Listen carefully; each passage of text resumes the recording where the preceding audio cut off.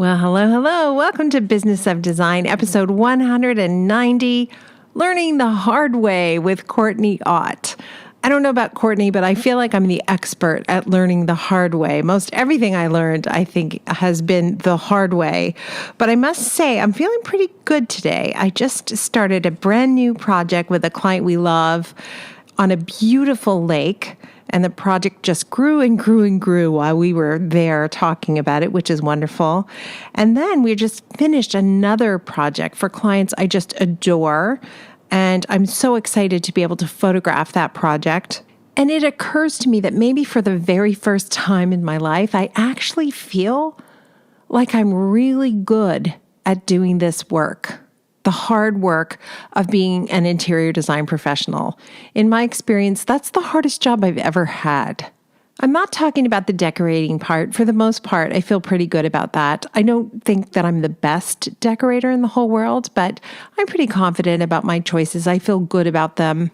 But I struggled with all the client interactions, everything to do with money and everything to do with running a project. From that first consultation meeting to the end.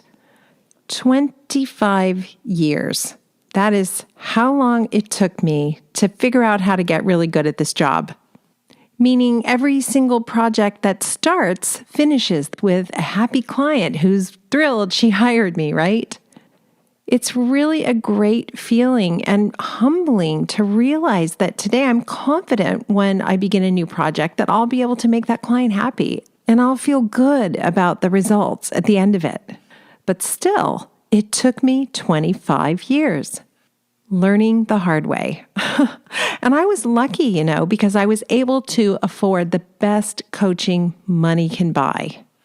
And even with that one-on-one assistance, it took more than a decade for me to create the systems I use today to run projects.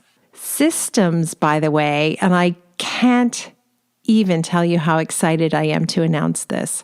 Systems that have been dramatically improved over the last 2 years and are now available for you. Not just to enjoy, but to use, to lean on, to trust in. We're feeling so good because we started a huge initiative a couple years ago to integrate everything I've learned in the last 15 years with everything that's already included in Business of Design membership. And I can't thank you enough for your loving and dedicated support to Business of Design and the work we do and the work we will continue to do. I want to transform the industry one designer at a time. I couldn't have accomplished anything without the support of someone you hear on almost every single episode, Cheryl Horn, Director of Operations. She works tirelessly with such enthusiasm and passion for all of you. And Business of Design is hers as much as it's mine, as much as it's yours. So thank you, Cheryl. I also want to say thank you to Janine Laudenbach, our programming specialist, who I would never have been able to complete the operations manual without her sage advice and assistance. So yeah, that's coming up. The operations manual is launching October 16th, finally at last. My baby out in the world. If you've already taken the BOD 15, Business of Design 15-Step Project Management Strategy, I think you will be surprised at how much it's been improved. And if you never have taken it, oh, wow, there's never going to be a better time. You don't have 25 years. So I'm going to ask you directly, something I don't do very often. I'm going to ask you to support Business of Design with your membership. We talk to so many interior design professionals who pay $9,000, $10,000, $20,000 for coaching, and they are so disappointed. And they jump on over to Business of Design for $79 a month, and it changes their lives. I want you to have that experience too. So join today and take advantage of the BOD Only Better promotion from October 6th to October 16th, 10 days only. Join at current rates of $79 a month, the best value by far of any coaching, any training, any association you could possibly join. $79 a month. After October 16th, rates increase. The BOD Only Better promotion, October 6th to 16th. Don't miss out. And by the way, existing members, your price stays the same and you will be transitioned into the new site, into the new content seamlessly. As long as you're a member, we are not raising your price. So thank you for your long-term support. You guys mean a lot to us. This transformation is way more than cosmetic. I've been able to teach the content in a much more linear, streamlined fashion. There are more handouts, more forms, more samples that you can use in your business. And if that's not enough, members, I have more good news. We are now launching preferred pricing for members for all Business of Design events like retreats and conferences. There's also preferred pricing on business training or coaching. So thank you so much to those of you who reach out for one-on-one assistance. I love working with you. It's really gratifying and satisfying, and we get it done quickly. We do not mess around. Preferred pricing will apply to all products like the Business of Design Operations Manual on October 16th. Plus, members, listen for announcements. We will be launching BOD Live, where we put the spotlight on you, as well as member-only podcasts. Like I said, if you've been thinking about membership, now is the time, and thank you for letting me do that plug. It's long overdue. Business of Design shouldn't be the best kept secret in the industry, right? So thank you, everybody. Let me tell you about our guest today. Designer Courtney Otte got her start at the young age of 22 years. That's young. Now she's 8 years older, still very young, and she and I share a philosophy. When something goes wrong on a project, that error or mistake reveals your next opportunity, right? The next opportunity to find a solution, fix the gap, create a better method of working, improve the experience for your clients and your team. In the past 8 years, Courtney says she's really proud of herself for overcoming so many of her fears. And we joked about the fact that she heard me say on a podcast, you should read your contract line by line. And she now does that. And she said it's really made a big difference. And she acknowledges that failing is never fun. However, if you choose to learn from the experience, it can really be valuable. Courtney Otte is a wife, mother, and volunteer. She's also chief of everything at the Modern Hive Interior Design. You can follow her on Instagram at the Modern Hive. Courtney and I are going to talk about learning the hard way. And it's our sincere hope that you won't have to. I'm so glad you're here. Thanks, everybody. Enjoy the show. Welcome to the Business of Design podcast with Kimberley Seldon. Business of Design is the world's best business training for interior design professionals like you. We have the systems, strategies, and protocols you need to consistently satisfy clients, increase profitability, and run your projects like a boss. Unlike traditional coaching, BOD is a fast track to immediate results. Don't try to do this alone. Join today and you'll have access to hundreds of targeted training modules, plus member perks like BOD Live events, member-only podcasts, preferred pricing, and the support of an engaged community of peers. We all know design matters. At Business of Design, we think designers matter too. Hello, Courtney Otte. How are you today? I'm great, Kimberly. How are you? I'm good, thank you. I was so intrigued by your title of Chief of Everything. Is that everything in Nebraska? Everything in your family? Everything at work? Explain what that means for everybody listening. Yeah, I think when I said that, I meant more so everything at work and or family related. I seem to wear a lot of hats, but I also have a lot of help too. So I definitely do not do it all on my own. I wasn't quite 22 when I launched my business. I was in my late 20s, but I still found that managing clients, managing trades, managing projects was really challenging at that young age. And I feel like there's almost a stigma when you're first meeting clients and you probably looked really young at 22. So how did that impact your initial projects? Yeah, I totally agree with that. I think when I was that young walking onto a project, sometimes I felt like I would get looked at like, can you handle this? Do you know what you're doing? And so a lot of times that would make me really nervous. I knew I had it inside of me to do it, but being able to build that confidence level to display to my clients, yes, I can.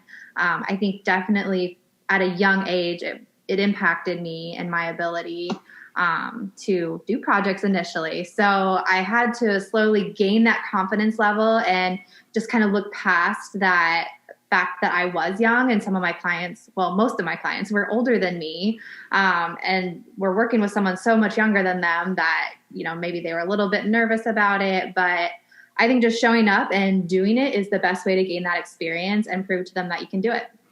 It's so true. I meet a lot of design professionals who hesitate to go into business because they think they need to take another class. I often think just getting your feet wet with actual projects and actual clients will teach you so much more than another class, right?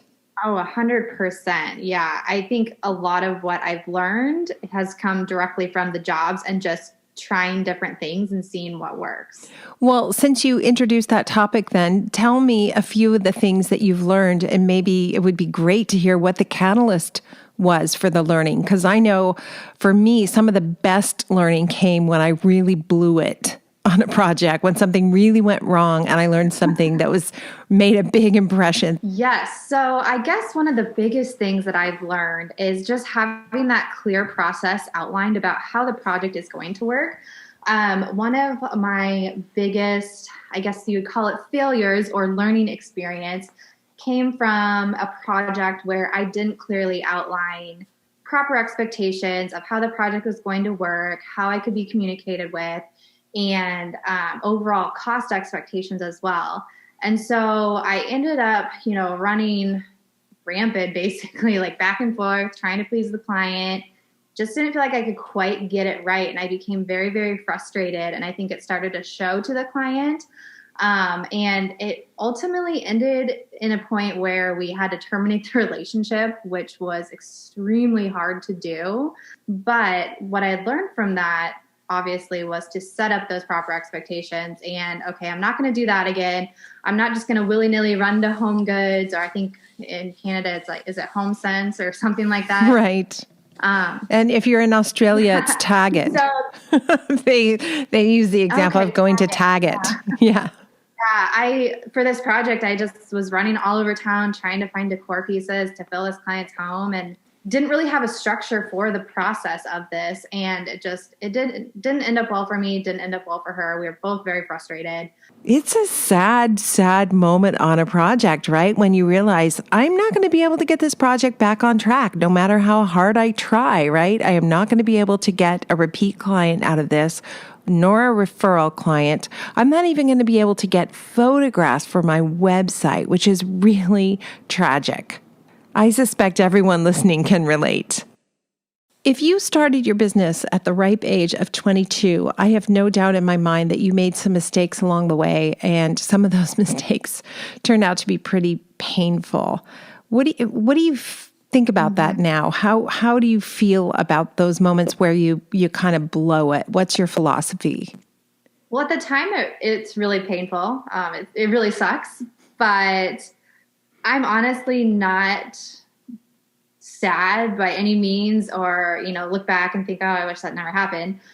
I actually feel like every time I have a failure experience, I grow from it. So I'm always grateful for those experiences to help me learn something new, to help evaluate, what was it that I did wrong here? How can I make this better for next time so I don't run into these frustrating situations? I think sometimes people get really overwhelmed when they need to make a lot of changes to their business, and they'll say to us, I don't know where to start. And I'll say, what was the last mistake you made? Tell me about the last mistake, because whatever that was, there's an opportunity for you to fix something that's not working, right? So can you think of a couple of mistakes? Like, we've done them all. Like, we once created a custom desk that was very expensive. And when we delivered it to the client's house, it didn't fit in the room. So, that was well over $10,000 mistake. I learned a lot from that mistake. Can you think of a mistake that you've made, a specific one? I guess one of my most recent ones would be a tile installation that didn't quite go right. The contractor had his installer texting me a photo, and it was a dry lay for approval. However, it wasn't a dry lay in the actual space. It was like on top of a countertop, just because it was a small little powder bathroom. And so doing this through text didn't work because I didn't understand what he was asking me. This tile was a little bit tricky where the angle, if it wasn't situated quite right, it looked kind of like it was going at a diagonal because it was like a hexagon mosaic. And so first of all, I was on maternity leave when he was texting me. So maybe that's part of the mistake too, is don't, work when you're supposed to be on maternity leave. Right. Yeah. Just looking at this photo, like, yep, that looks great. But, he and I never had that dialogue back and forth of here's what it is. And so when I said looks great, he went to go lay it down. And then lo and behold, like a week later, I get an email from the client saying, hey, is it just me or does it look like I'm going to be running into a wall every time I'm looking down at this tile because it looks crooked? Right. So I think the lesson there is to always verify it in person and never just assume. Yeah. So many good lessons there. Yeah. And we've all done something similar. You're definitely not alone. But one thing I would say is I would never accept a text approval method from a trade. And I have to have the opportunity to go onto the job site as much as I need to in order to verify things like that. And then the other thing I would say is we don't want our clients to see something like that before we do.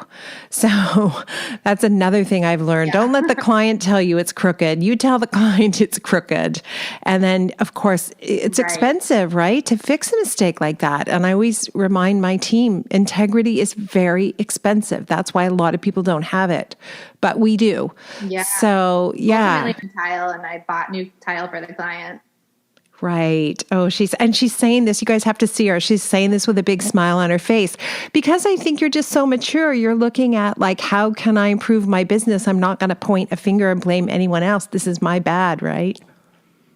Well, yeah. And at the end of the day, I want the client to be happy. I want a beautiful project for them. So it's the right thing to do. Yeah, absolutely. I sometimes find people listening to the podcast are so relieved to hear other people talk about their mistakes. We had a situation was only last year. It seems so long ago because of COVID in 2020 and the intense news cycle that we're all in. But it was only a year ago where we'd gone back and forth about a countertop and integrated sink, all made out of stone.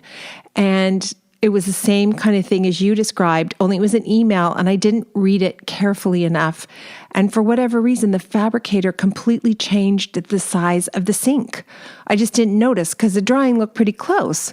But instead of being a nice double wide sink, it became a single sink. And so when we saw it installed, we're like, oh my gosh, what happened? Turned out what happened is I didn't look at the email carefully enough. And that was another like over $10,000 mistake. Really painful, right? But I will never do that again. Yeah, right. Funny you mentioned that with sinks. So similarly, this wasn't quite as intensive as yours was, but I had been working with, it was kind of like a secondary, design team that I was working with through a contractor. They have a team of cabinet designers. And so they basically took my design, transferred it over to their cabinet, options that they had available. And so there was a disconnect there with the increments of the cabinet size that they had versus what I had. And so the sink size ended up being different than what we had anticipated because their cabinet size increased and mine was smaller because I was trying to maintain a certain distance between a fridge. And so the client, eventually realized like, hey, shouldn't this have been a little, I'm like, yeah, I guess, looking back at it, probably should have been, but there's just a disconnect between my design versus their design. So I think sitting down and reviewing stuff like that is super important, especially when you've got multiple parties involved. It gets so tricky though, right? When you're not the person who ultimately is the lead on the project, you can expect situations like that, right? Every single time, guaranteed. And when I make a mistake like that, my self-esteem just takes such a hit. Oh yeah. I think we're notorious for just beating ourselves up when things like that happen. But, we have to have grace too as well. You can't just beat yourself up all the time. It's so true. Here I am at 25 years plus in my career. I feel like I've made every single mistake. And yet last year I found a new one. I found a new way to do something stupid. For most people listening, I hope it won't take you 25 years to plug all the holes in your systems. That's how long it's taken me. But hopefully you're all using your Business of Design membership and you plugging all those holes, because they really shouldn't happen. And in fact, the mistake that I made last year shouldn't have happened. It wouldn't have happened if I'd followed my own rules. I just broke my own rules. And, whenever you do that, the consequence is going to be really painful. Courtney, we love to end every episode with design intervention. What speaks to you today? Okay, so what I had put down was that, and this kind of relates to exactly what we've been talking about, but whenever you're dealing with a challenging client situation, you need to take the emotion out of it, because it's not about you, it's about business. A lot of times, in my earlier days in business, it was hard to not let, when I ran into a tricky situation. And so what I have found is that it is okay to feel the emotions initially, quickly get them out, find a trusted person, someone in your office or a spouse, maybe not a spouse, I don't know, that you can quickly vent to, just talk through, get it out, and then move on, and then take some time to write down a thoughtful response or how you're going to address the situation with the client. I have found that works great for me. Absolutely. I think of the acronym QTIP, quit taking it personally. Just listen and be open to what you're hearing, and to not respond too quickly. I think that's a good recommendation too, because sometimes I'll read an email and I'm like, what? That's crazy. I'm going to get right up in her face. And then I wait, a day, and I'm like, that is not what she meant at all. This could not be more neutral. Why would I make such a thing out of this? This is nothing, right? Oh yeah. I don't know why we do it, but we do. And same thing sometimes when clients ask questions about what's in my contract, I'm like, oh, how dare they, but they're just asking a question. They're about to spend a lot of money with you. And so they're allowed to do that. They are allowed to do it. Yes. And you would ask the question if you were the client, right? That's what I remind myself. And the other thing is, if my clients have to ask me a question after I read my contract, then I need to change my contract, because the contract should answer the questions. I love at the end of reading my contract, I say, do you have any questions? They go, oh my God, no, that was amazing. This is so exciting. I'm like, great. Finally, I'm there. Yeah. That's so funny. I started reading my contract because of you and what you said, and I'm glad I did it, because then she knew what to expect. And now, how do you feel? Have you done it a few times now? Oh yeah, this was probably 3 years ago that I started doing this. So now it just comes pretty easily. And do you feel like, for me, what happened is I started embodying the person who was in the contract, where before I felt like this contract is super corporate and it's not me. But reading it a few times, suddenly I'm like, wait a minute, it is me. This is really the business I run, and this is the experience I'm going to provide. And it did a lot for me in terms of my confidence to read that contract. Yes, absolutely. I agree. I think that when clients see you do that, they respect you and they respect the process, and they know okay, this is how it's going to work. Absolutely. Thank you. Thank you so much, Courtney Otte. Everybody stay well. Until next time. Thank you for being part of the Business of Design community and supporting BOD's mission to improve the industry one design business at a time. It's time for you to take the next step and join Business of Design. Like thousands of design professionals in 50 countries around the world, you'll find the systems, strategies, and protocols you need to dramatically improve your business and transform your life. What are you waiting for? Start today.